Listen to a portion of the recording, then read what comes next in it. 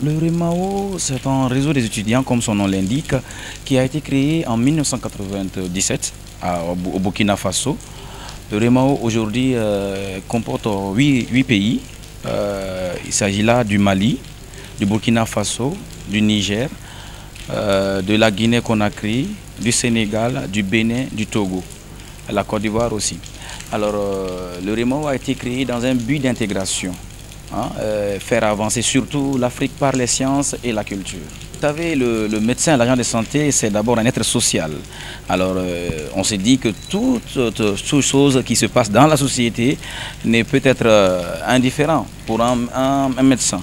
Alors, nous avons toujours, de par les motifs de sa création, pensé vraiment que ces étudiants, surtout les étudiants qui vont venir des autres pays, peuvent entamer des situations par rapport à cela. Et vous avez vu, nous sommes venus coïncider au Gamou. Voilà, au Gamou qui est vraiment fêté au niveau, n'est-ce pas, du Sénégal. Donc ces étudiants ont montré une participation par rapport à cela. Donc tout ça pour dire que ce n'est pas seulement dans les hôpitaux, mais l'étudiant en médecine a bel et bien sa place dans la société et dans les activités qui puissent y être attachées. C'est à travers ces assises-là, à travers surtout les cellules que nous créons de part et d'autre dans les pays. Voilà, et déjà vous avez une cellule au niveau du Sénégal, une cellule au niveau du Mali. Et dans chaque cellule, nous avons un président de cellule qui va faire des activités en dehors des assises, bien sûr, auxquelles on se regroupe tous. Donc pour pouvoir encore montrer et pérenniser un peu les objectifs du REMAO. Il y a beaucoup déjà, parce que déjà notre concept de brassage, notre concept d'intégration a un très bon exemple. Un très bon exemple. Le REMAO peine beaucoup à avoir des subventions et ça c'est un problème plusieurs fois séculaire. Alors vous avez vu des délégations comme le Mali, comme le Bénin, comme la Guinée qui voyagent sur fonds propres. Et ici il y a eu beaucoup de manquements. Mais par la grâce de Dieu, il y a de ces esprits qui ont vraiment compris. Il s'agit là du corps professoral qui nous soutiennent beaucoup par rapport à cela.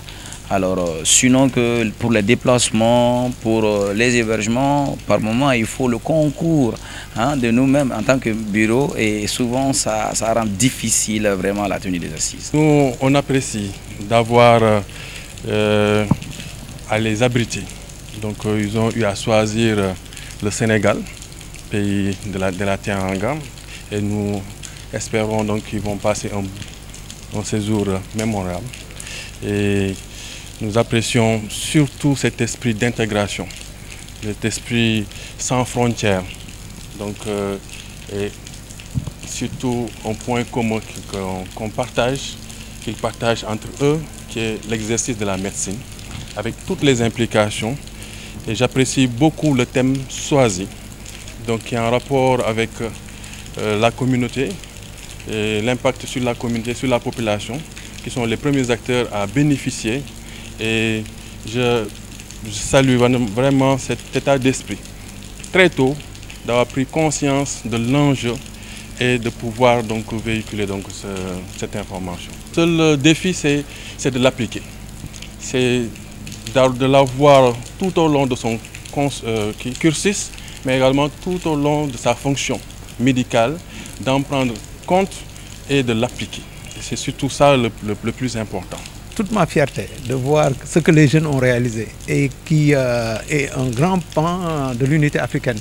Ils ont réalisé l'unité africaine au niveau de la jeunesse et au niveau des sciences, au niveau des cultures. Parce que là, il se déroule des activités à la fois culturelles et aussi scientifiques. Et c'est des exemples à suivre à tous les niveaux. Je pense que tous les autres jeunes des autres départements devraient suivre leur exemple. Et je reçois des étudiants. Ici en fait, l'UFR Santé de Thiès est un creuset de l'Afrique de l'Ouest. Vous auriez pu, si on avait mis les drapeaux, je pense que Moustapha pourra me dire le nombre exact. C'est plus d'une vingtaine de nationalités qui se retrouvent ici. Et voilà, c'est cette représentation qui est ici. Ce que je conseille peut-être, c'est de l'élargir au Maghreb. Parce qu'on a beaucoup de Maghrébins. Ils peuvent faire quelque chose avec le Maghreb et ça va être encore plus enrichissant. Mais en l'état actuel des choses, c'est excellent. Ce qu'ils ont fait est excellent et ça montre leur engagement. Parce que le métier qu'on fait, les sciences de la santé, ça ne peut pas aller sans la générosité.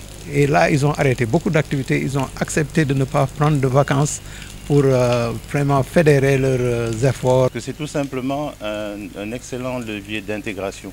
Quand vous avez des étudiants, l'enseignement est un levier important dans tout ce qui est intégration.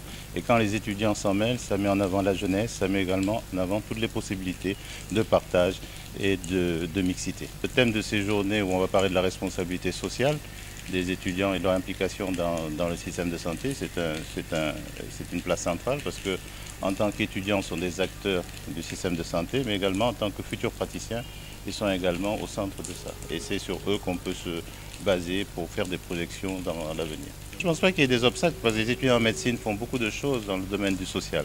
Maintenant, aujourd'hui, on organise ça autour d'une responsabilité sociale pour être le plus efficace, le plus efficient au niveau des populations et avoir des impacts positifs. Mais ils sont déjà engagés, il n'y a pas d'obstacle, ils en font beaucoup. Maintenant, c'est nous qui les réorganisons dans le sens d'avoir vraiment le plus d'impact positif possible. Vous savez, plus vous êtes nombreux et plus vous êtes forts. Donc le fait d'intégrer, de s'élargir, c'est un plus. Donc il faut continuer dans ce sens-là.